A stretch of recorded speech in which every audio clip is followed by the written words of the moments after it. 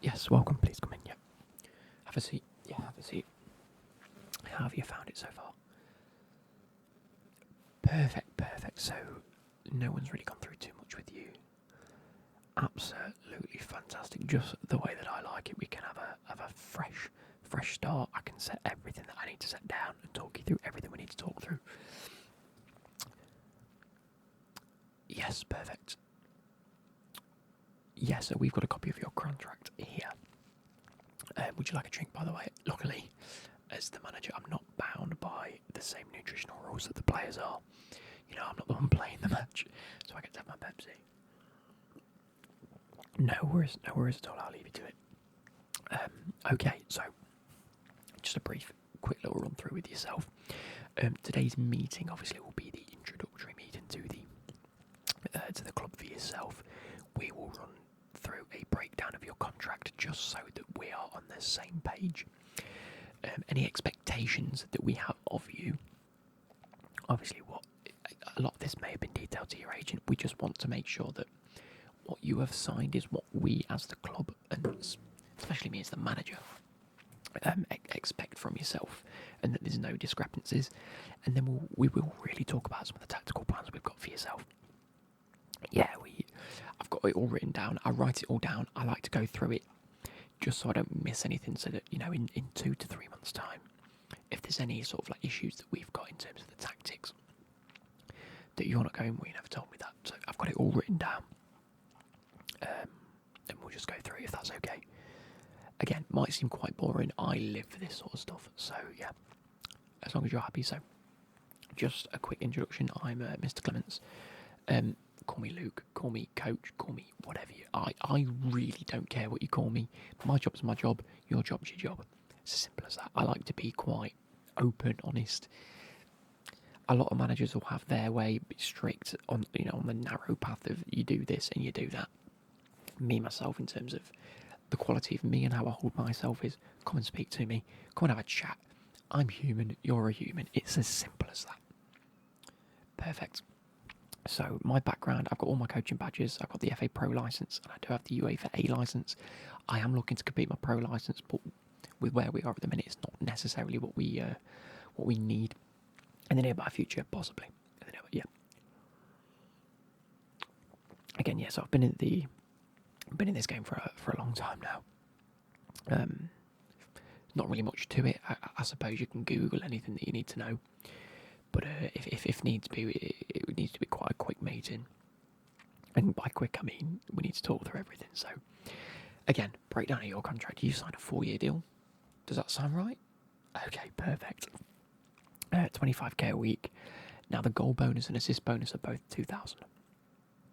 Yes, there is a reason for that, and we were quite strict with that. You're happy with that as well? Yeah, perfect. And you'll be a squad player.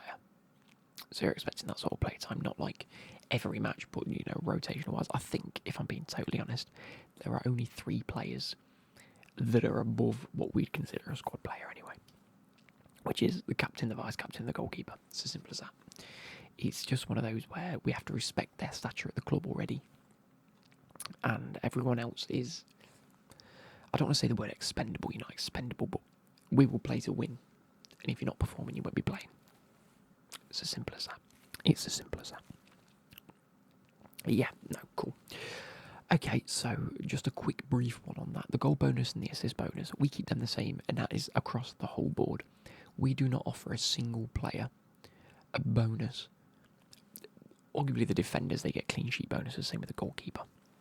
But in terms of the forward-thinking players, like the midfielders and the attackers, they get the same goal and assist bonus because we look to play a fluid game of football. We are not going to get that if we have the strikers only getting a goal bonus. They're just going to be like, oh, we'll score the goals then. And they'll be a bit more selfish. If we offer the same assist and goal bonus, we hope to create sort of like a culture of everyone plays within themselves. You aim to create an opportunity as much as you try and finish an opportunity, which is what I've tried to breed everywhere I've been. Yep, cool. As long as you're happy with that, I'm happy with that. So the expectations from myself, again, we play a 4-3-3. pretty standard in today's football. There's nothing out of the ordinary. We do a few things a little bit different, a little bit same. You're going to find it across a lot. There's not many people playing with two up front nowadays. We've started seeing more of your Man Cities and your Chelseas where they play with inverted wing backs, and naturally during transition it's not necessarily a four at the back, but traditionally speaking, we're going to go traditionally on paper, we play a 4-3-3. Your primary position will be right wing with a secondary position of left wing. If and when we need to fill in, we've got cover on the wings, which is great. You're coming in as the fourth winger that we've got to really round off those two for each side positions, which is what we want. And really, that's all the expectations I've got, because everything else will come through the tactical analysis. Yeah, so the only other thing we need to talk about in terms of this is fines. Now, I know obviously players usually tend to set the fines, and it's usually left up to one individual. We're a couple of weeks into the season. It's a lot easier if I just get you up to speed on what's already been agreed. Okay, yeah. So a lot of these are what we'd say discretionary in terms of how we can go about it. The main ones that we've got are listed. There'll be some that, if you answer the phone during a team meal, I haven't included in this because that's more what the players have decided, and it's just little things here and there we don't need to discuss today. But these are the ones that are very, very, very important to both myself and the club. So if you're late to training, it is £100 per minute late. That is halved if you've contacted a coach 20 minutes prior. So if you're on the, if you're on the train and you're coming up here and there's been a delay, bring the coach and say, look, I'm going to be late. You'll still get fined. Unfortunately, it's just the way the rules are set out, I'm afraid. But as long as you've contacted someone, that goes down to 50p a minute. I mean, you're on 25k a week, you can afford it. And obviously this is all pre-tax, so it's not as if it's going to kick you up the arse. And again, don't be late, simple as that. If you're late to a match day, it's £500 plus £100 per minute. Again, halved if contacted one of the coaches. Myself, my number's free to you. I give my number to all the players. I'd actually prefer it if you call me directly, because then I can make amendments to the team if needs be. Yeah, so it is £500 and it's the £100 a minute that gets halved. So it's still flat off £500. You'll always get charged that. Again, don't be late for a match day. They are the most important. Okay, if you miss training completely, it's another £500 charge. I need to make an amendment because I've written 100. It's a £500 charge, same as a game. Training, just as important as games. There's no per minute thing because you miss training.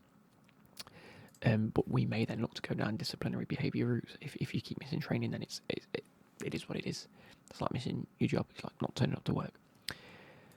If you miss a match day squad completely, you just don't turn up to the game. You don't let anyone know. It's a full week's wage. That's 25 grand down. And to be fair, if you then don't contact anyone in the cumulative days after that, we may look to further that in months, or just straight no, cancel the contract. These types of things. Again, we pass to our legal team because they need to look at this. Okay, so when it comes to yellow and red cards, it's a £50 fine for a yellow card. It is what it is. If it's a tactical foul and 90th minute we're 1-0 up there on the break and you get a yellow, maybe if you get a red, as a group and as a player base, we may look to chip in and say, you've done well there, leave it. Between the 11 of us, we can pay 50 quid, we can pay £5 for each. And a red card's £200. Again, if you get a red card, it's a £200 fine. Again, a lot of these, so the yellow cards, the red cards, kits, things like that, and the stuff the player goes through, that goes towards the end of year sort of celebrations, things like late to training, late to the match days, miss training, them sort of things, they go to the club because it's the club that's putting up that money for you. They've spent that money and time and you've not turned up for it, so it's more of a reimbursement to the club. Just on that yellow cards as well, if you accumulate 3 yellow cards, obviously you then get a match day ban. We don't consider it a full red card because you only get a 1 game ban. So you actually get a £175 charge. So you get the 50, 50, 50, and then we had an extra 25 quid on, as it's your 3rd yellow card. Yeah, not quite the 200, but a bit more than the 150 just for 3 yellows. Any kit that's missing or not returned after a training or a match day is £10 an item. So if you miss 2 socks or both your socks don't turn up, it's 20 quid. Again, you're a footballer. You're old enough, you're ugly enough to look after your own stuff. Hand it in. Simple as that. We have a big bin. We have a big kit bag. We have kit men. Pass them the stuff. Take it off the sheet. Move on. Simple as that. Say, for instance, you want to give a shirt out at the end of a match to a player. We actually do have a £25 surcharge on that. Now, I think the first 3 kits you give away, the club will cover. If I'm right in saying so, you'd have to take that up with the kit man. They are well on that. But the first 3 shirts you give away, you don't get charged for. But anything after that, I think is a £25 charge, which again is a lot cheaper than the shirts that you buy at a shop. So feel free to still give them away if you think you can afford it. But again, it will add up over time. If you're playing 1 to 2 games a week, that's 50 quid a week. That on top of a yellow card you might have, that's 100 quid. You don't want it. You don't want it. And then any other disciplinary behaviours, i.e. fights, arguments, not going against managers' wishes and things like that, that's all subject to managers and board's discretion. It's usually at least a week's wages plus whatever action we then decide to take, i.e. a week's suspension. Like, we'll chuck you into the under-21 squad. It's sort of like a disciplinary route. Again, that's all to be discussed as and when. I hope your disciplinary behaviour is going to be exemplary, as most of our players are. We do have the odd bust up.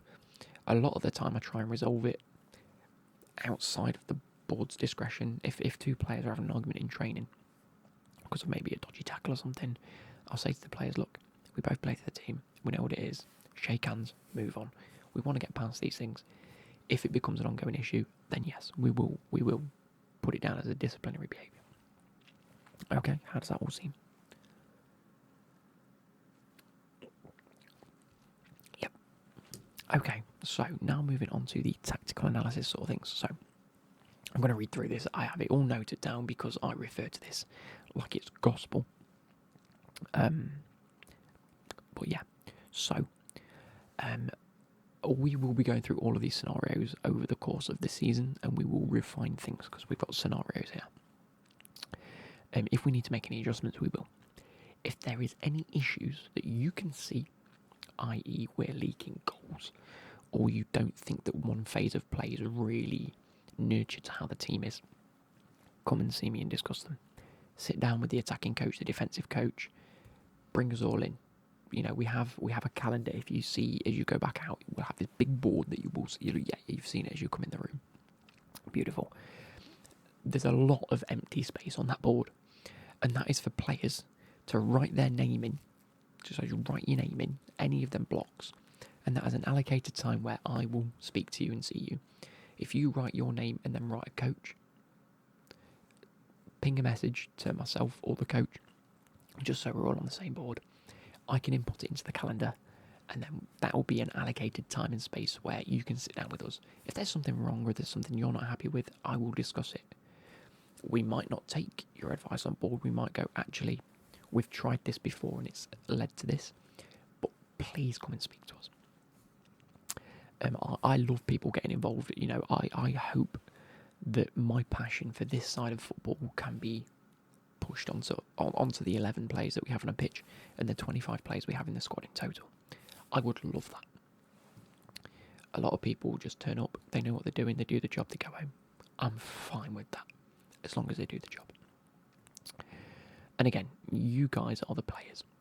You guys can feel what is happening in these scenarios and games. I cannot. What I envision and what I'd like to see may not come naturally to a lot of the players. But that is what we need to work on. We need to work on what doesn't come naturally and what won't come naturally and what won't be implemented in total. So, let's get into it. We want to play forward-thinking football. You know, it's as simple as that. We don't want to play the Jose Mourinho style of just sit back, defend, be as resolute as possible and hope to grab a goal. It's not me. Fans don't pay for that. I enjoy football. You guys enjoy football. There's nothing better than playing good football and scoring goals. Our aim is to try and spread the game as wide as possible from the first third into the second third. And your job will be to create space. Hit the touchline near the halfway line. It's as simple as that. If the defence has the ball, wingers get wide. If you're on the right, you stay right. Hit the touchline, or hit the halfway mark at the very least. Let the midfielders stay the narrow. We're going to have a striker sat primarily on the centre spot. If the defence is a little bit deeper, we'll probably push them on a little bit deeper. But let the midfield occupy the inner spaces. The right back's going to be a right back, the left back's going to be a left back. Stay in your lane, stay as wide as possible. If you are transitioning into the final third, this is where it is very important for you to know what transition period we're in and where you need to be. Transitioning into the final third. If you're on the ball, stay wide. Look for options through the middle, i.e. a 1-2 with the wingers and hit the touchline. Fantastic. Look for the midfielders, sorry, not the winger. You're the winger. Look for the 1-2 with the midfielders. Hit the touchline. Simple as that. We're looking to progress the ball forwards. Do not be afraid to hit a right back, spin the marker, and then hit the touchline and try and play through the defence that way. That's what we're looking to do. We're looking to break and play quick attacking football.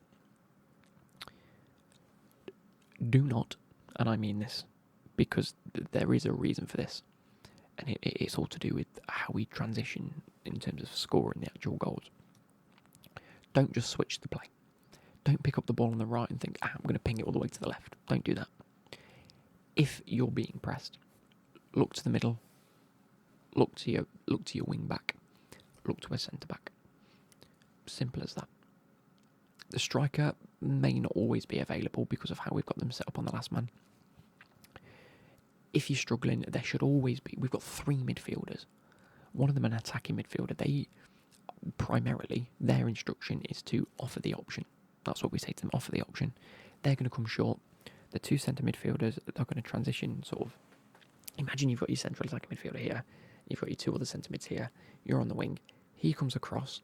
This one drops in that gap, and that one covers the centre. So we transition what is a triangle this way into a triangle that way. It's really neat football for the midfielders. And there should always be options.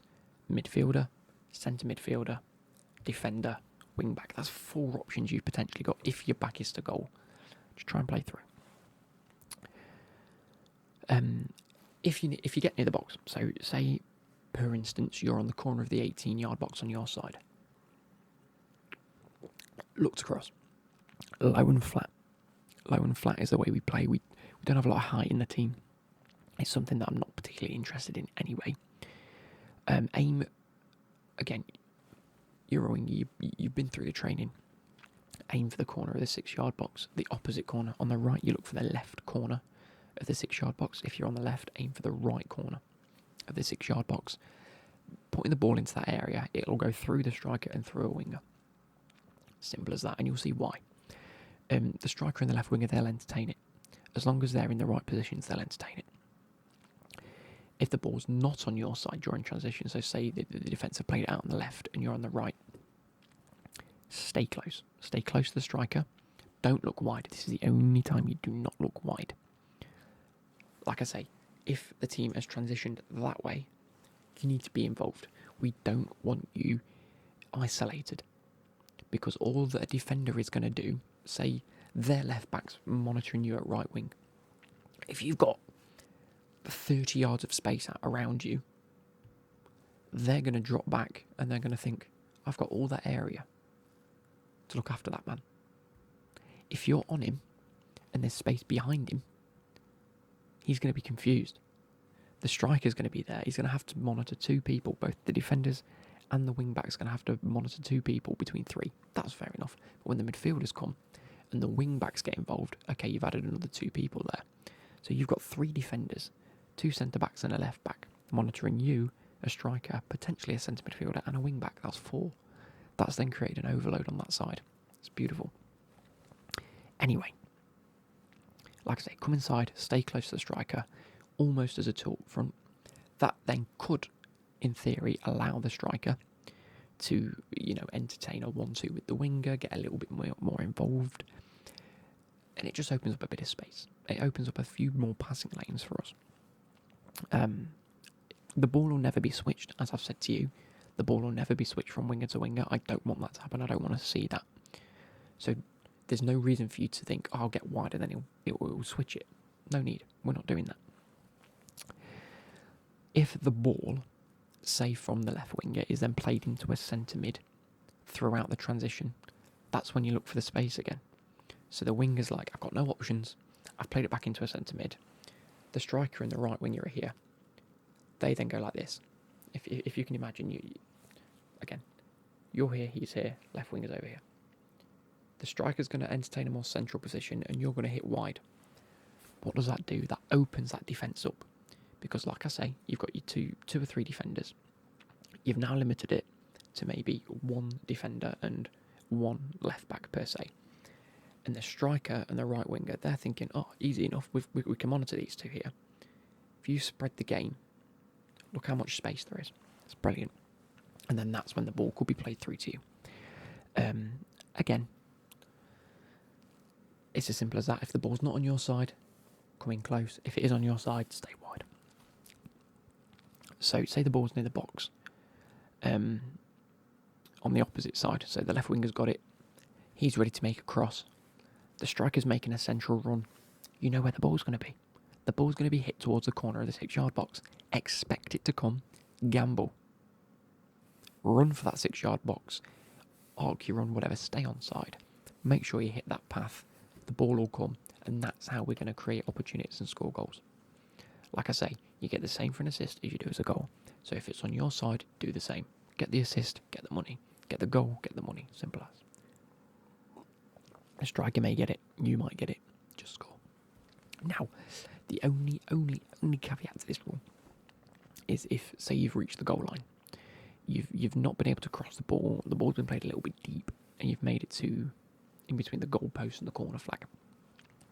Look for the cutback.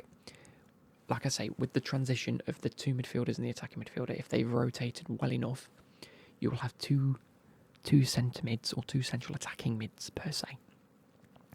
That will have made forward runs. You'll have the striker in the box, you'll have the winger coming in, you'll have one person dropping deep this side, and you'll have one that should have lingered around the 18-yard box. That sort of arc on the edge of the 18-yard box. We'll have a player there. Cut back, nice, fizzed-in pass, so they've got enough pace so they can just place the ball. No point trying to cross directly to the 6-yard box. There'll be defenders in the way, the goalkeeper will collect. It's as simple as that. Aim for the middle of the 18-yard line. A midfielder should be there. If they're not, that's not on you. If any of these things go wrong because of something that you haven't done, if any things go wrong because of something that's not your fault, you won't get in trouble for it. If you've made that pass, I will bring people in at half time and say, he's done that 3 times and you're not there. Get there. Simple. Now, defensive duties. Attacking duties, it's as simple as that. Play football, try and get forward, put the crosses in, score goals. There's not really much more you can do. Just try and create the space. Again, listen to me. If I'm giving you different instructions during the game, try and peek onto them because I will be giving you tactical analysis during the game. It might be that I'll say, don't go that wide, or maybe go wider. And that's when we know where the sort of fine line is per opposition. Anyway, defensive duties. If the ball is on your side, press. If their left back's got it, their centre back's got it, press. Strikers will be pressing. Everyone will be pressing. Well, to be fair, we press in threes, we press in a triangle. Again, say you go to press person on the ball, centre mid will come across, striker will come across, press the defender, and we'll just try and cut the passing lanes. The right back should be literally man-to-man against their winger to try and stop them at least being able to get the ball on turn. If, for instance, their centre-back's got it, and you know he's probably going to play it to the left-back, you need to be marking the left-back. Let the striker press, but make sure you're close enough to be involved. Again, still pressing, theoretically, even though you're not the one pushing where the ball is currently at. You're pushing where the ball's going to be.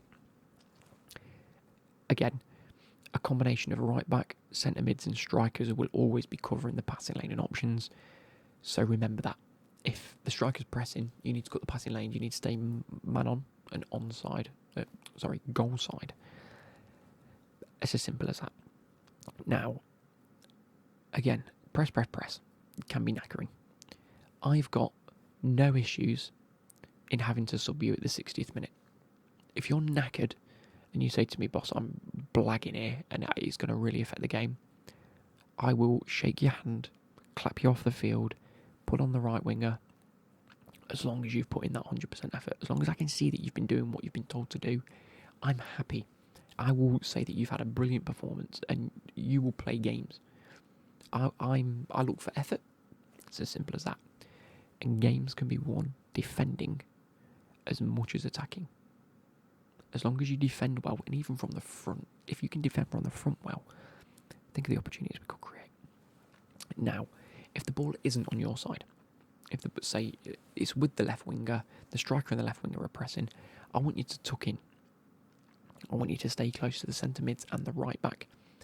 Now, again, if it's in the final third, say you're their goal, tuck in closer to the centre mid and their left back. So I want you to be in the middle of that, so that if the ball is dropped or if the possession is overturned, you're still in space where you can receive the ball and look to work with it. Okay, if it's with, say, the midfielders or our defenders, if it's in that sort of them 2/3, really tuck back. I want you to play almost as a right wing back. So, again, this will allow, stay close to the wing back per se, stay close to our right back. This will allow them to step inside to cover where the defenders have maybe transitioned over. Again, this is all when it's not on your side. Tuck back. Settle in, let the right back push over, let the centre backs push over a little bit, and that then frees up one of the centre mids anyway. We'll have already been doing this, but that'll free up the left back to be able to just press a little bit more, and if the ball's pushed past them, a defender should be there to cover. But you've done your job, you've joined the back line, if it were. And again, you've then still got width, where if we then get possession and the wing backs need to ping it, because the wing backs can ping across, which is why during the attacking transition, we like you to be as wide as possible. And then when we know where the ball's going, you either come inside or you stay wide. Simple as that. We've still got width then. Anyway, communication is key. Communication is key with the defenders. Again, over time, you'll get used to what your right back says, what the defender says, what the captain says, what some of the midfielders say. It's key in everything in life, any job, communication. Now, I need you to listen to what the defenders say. I trust the defenders to know what they need to do and what they might need you to do in any given scenario. They are the defender. You're an attacker. Your skills aren't learnt from I know what to do as a centre-back. It's I know what to do as an attacking right winger. If they tell you to follow a man, do it. Just do it. If they tell you to step in or cover an area, do it. Simple as that. Again, if we then concede a goal, and I think, oh, what was you doing there? I'll look at the defenders first. And if, again, I have a great relationship with the 4 defenders we've got currently in the starting 11, I know for a fact if they've told you to follow a man and it's created space and someone else has scored, they'll tell me. They'll say, my bad, I told him. And that's fine. You know, we're all about trust. I am more happy for people to be honest and give us the reason we've conceded, because then we can look at it, we can analyse it and say, okay, next time, this is what we may need to do, and then the defenders know, and then at least when they do communicate with you, they'll be giving you the right information. I will never hold you accountable unless you've directly defined what they've said. If they say follow a man and you go, and then that man's gone and scored, they'll go, I told him. But that's how I know I can trust the defenders to do their job, because I will know 100% that what they've said is correct. Anyway, they do their job, you do your job. Simple as that. I will not put you at fault for a goal, even if it technically is your fault. And if, I don't know, the commentators after the match go, oh, he should have been following the man. If they've not told you to follow the man, and you don't follow the man, and we can see it's not your fault. Again, you're a winger. I'm not expecting too many defensive duties. But if and when it is important, again, we then, if we win the ball back, the goalkeeper gets it. The transition then works, doesn't it? Because then we've reset.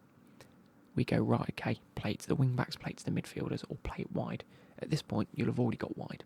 You might not be necessarily on the halfway line if the keeper's only just grabbed it, but you'll be heading that way. That then spreads the game open, and we can look to do everything we've just said in the attacking duties. The only other thing is set pieces. So from attacking set pieces, i.e. free kicks and corners, ideally, we haven't got the best option so far, and the players that I've tried to implement this with haven't been 100% effective. I'd like you to be the short option, and short in both words. You're not particularly tall yourself, and the fact I'd like you to come short. I can be as honest as I want with you. I hope you're not going to beat any defenders to a header. No, it's as simple as that. So ideally from corners specifically, I mean free kicks, it's as and when around the box we can work on them. But from corners, there's no need for you to be in the box. Offer the short option, especially say we're trying to keep possession come the end of a game, we're 1-0 up. We're in their corner, play it short, keep the ball. Simple. We want to win games. Say you've provided the short option, but the ball's been played in, and you know the ball's going to get pinged in. We've got some taller defenders. It is what it is. I'd like you, so you've come short. Say the corner's here, the corner's there. You're here. The ball's been played in. I'd like you to arch your run. As the player's stepping over to cross the ball, turn, start to run back, hit the corner of that 18-yard. You won't be offside. That's brilliant anyway. But make the run into the box. If the ball, for whatever reason, say a defender's gone to head it clear, he's gone to head it, and the ball's dropped near and around the penalty spot to the 18-yard box, you'll be already in motion to go towards that. Again, defenders might get there. A set piece is a set piece. If we can win some set pieces, great. If you look at Arsenal this season, they've been dominant at set pieces, and it's really, really helped them. For ourselves, not so much. If we can look for that ball to drop, and we be the first person there, at either side, by the way, so even if this corner's on the other side, I still want you to be short, and then run into the box. Simple as that. If the ball gets played to you, turn, aim for the corner of the 6-yard box. Brilliant. Cross it in, aim where we need to. Simple as that. Now, defensively, say we're defending a corner, stay on the halfway line. Again, no need for you to be in the box, no need for you to be anywhere near it. The striker that we've got is ideally going to sit on the edge of the 18.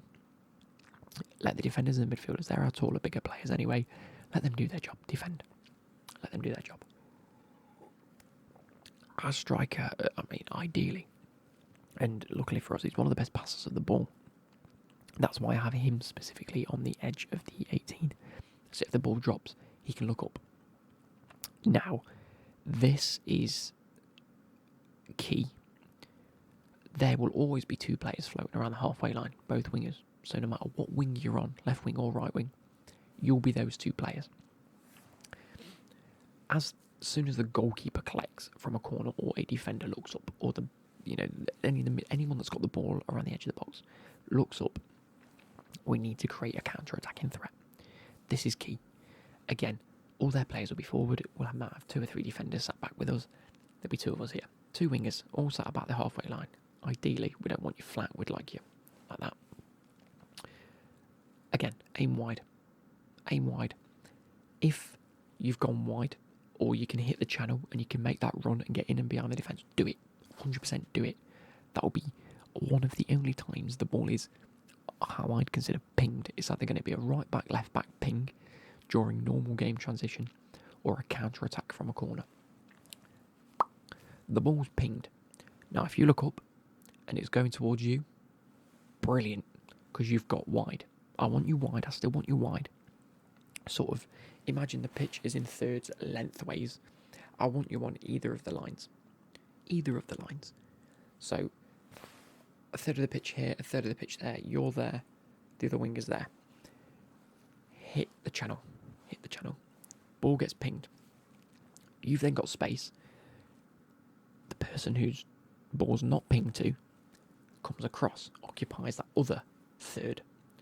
So you either go like that or you go like that. That will give someone to aim for in the middle if you need to cross. If you can go and shoot, go and shoot. Simple as that. If you can pass across, you can pass across and score a goal. We're just looking to create goal scoring opportunities. It's as simple as that. And the ball will be pinged over you. It's very rare from a counter-attacking perspective that will play the ball directly to you. So look to spin the defender. You've got pace. Both of you on the wings have got pace. All four wingers at the club have got pace. There's a reason for it. It's because we like to play this wide, direct football where you can just run and do a job. Simple as that. We don't necessarily need the wingers to be able to beat the man. If you've already beat him in a foot race, he should be long gone by then. Anyway, whoever collects wide, the other stays central. You collect wide, he stays central. Simple as that. And then we can either let all the players get involved in the attacking. Again, if needs be, and you do need to hold the ball up, the wing backs are on duty to whip. If it heads to the right, let the wing back on the right hand side whip round you. If you do need to hold the ball up, he will be there whether play it back to him and he pings it. Whatever. You're all footballers. You know how transitional football works. Last but not least is penalties. Now, you've actually come in as our third choice, which is quite high for a new player. We do have 6 weekly comps, as in a competition every 6 weeks in training. I make it a bit fun. We get some food in. We sit around, have a good laugh. We sort of all nominate maybe 6 to 8 attackers. Again, whether they're the first 11 or on the bench players, we nominate about 8 to 10 players, where we can then sit and say, look, ideally, I think the defenders always try and put 1 or 2 forward. I don't particularly like defenders taking penalties. It's just something I've never really got on board with. Like, let the people who score goals for a living score goals. You know what I mean? But we'll always entertain it. And then we'll literally just sit and bash penalties for an hour and a half, have some music on, have some games, things like that. Just really lift spirits up. But really, we will be looking at the data after that to see, who offers the best chance, who offers the best conversion rates. Again, so far, both strikers have the 2 best conversion rates, so they're choice number 1 and 2 at the club. However, as you've probably already alluded to, we play 4-3-3. We don't play with both strikers on the pitch. That means that the likelihood is that only one will be on the field. So that during a game, you'll actually be our second choice. Pardon me. Now, again, the competition is coming up in a week or 2, so we will be putting you forward just to... What's the right word? Just to compare those conversion rates with our strikers. It might end up that you bumped up to number 1. It might be dropped to number 7. I don't know. But we do this just as a bit of fun. But it's also good to know who can hold their nerve. And again, when it comes to it, my decision is final. If, for instance, the striker grabs the ball, ready for the penalty, he looks at you and he's like, I'm not confident today. I've not had a good day. I'm not kicking a ball well. I've missed 4 opportunities. I don't want to miss this. You have it. He'll hand the ball to you. And you take it. Simple as that. I don't want you going up to him and going, give me it. Just let me have one. If, for instance, you're on a hat-trick, I might say to the striker, let him have it, and then I'll whip him off if he scores. Or if he doesn't. But it might be one of them. My decision is final. Any altercations on the pitch, i.e. what we had with Madueke and Jackson at Chelsea the other year, no go. We will then go through disciplinary routes. We will fine you. We will go through the disciplinary actions. We don't want to do that. I don't want any of this. I won the free kick. I won the penalty, so I get to take it. We have clear takers for a reason. It's as simple as that. We look to win. We look at the data. We look at who's best. and we let them take it. I mean, look at Cole Palmer, comes to Chelsea, immediately starts scoring penalties. He's a penalty taker. Jackson and Madueke argue over it. He goes, no, give it back. I was going to let one of you decide. You haven't, give it back. And that's literally, again, I know it's a lot of information to take in. I know it's a hell of a lot, and you've probably forgotten half of it already. But all of these scenarios are what we will work on every 6 to 8 weeks. We try and rotate through it all to keep it fresh in your heads and really like nail down anything. Again, we might look at teams individually and say, actually, going wide against these teams, they play 5 at the back. That's only adding to their benefits. Maybe look a little bit narrower. Maybe we try and hold possession a little bit more than we usually do. So again, that will be on a team by team basis. You will be informed. But anything that you think might need work, whether after 2 or 3 games you think this one thing that he's trying to do, just no one's getting it, or it just doesn't work completely, put yourself in for a meeting. Maybe you can grab 2 or 3 of you. Say as an attacking 3, so you, a striker and a left winger, go, we want to change this. I will sit and I will listen. If I think that you haven't given it a good enough shot, then I'll tell you that. And then maybe in a couple of weeks' time we'll revisit. But it all comes down to trust and being able to work together, and that's as simple as I can put it. I really, really hope we have a nice future here together. I think I'm so happy the club has signed you. I mean, it was one of my suggestions. Pre-season, we were looking at areas and said, look, this person would be perfect. And I'm so happy that both myself and the board were on the same page with that. Like, the board wanted you just as much as I wanted you, so I really hope this will work. We need to stick to these plans. Again, we picked up because I think you're already solid on a lot of these things. And if you're happy, I'm happy. Is this going to be a good future? Yeah, okay. Well, thank you ever so much for coming in. I'll let you get involved in training. Obviously, the coaches, I think in the minute, I think everyone's just about to go for lunch, which is why I timed it around about now. So yeah, go meet the rest of the players. If you've probably already, a few of them already. Go and say hello. Get involved. I see you've already got all your kits and everything. Brilliant. Anyway, have a fantastic afternoon, and I will see you in training.